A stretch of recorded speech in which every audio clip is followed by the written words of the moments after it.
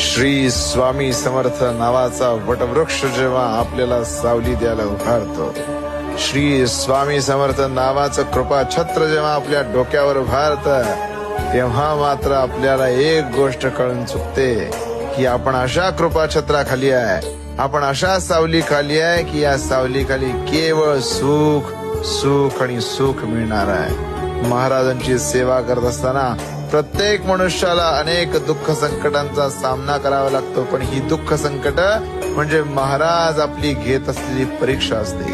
महाराज आपल्या शिष्याला, महाराज आपल्या साधकाला, महाराज आपल्या भक्ताला तावून सलाखून पुढे नेतात आणि जसं काय महाराज त्याची अशी परीक्षा बघतात की आता तुला यापुढे या संकटाचा सामना करायची पुन्हा कधी वेळ येणार नाही.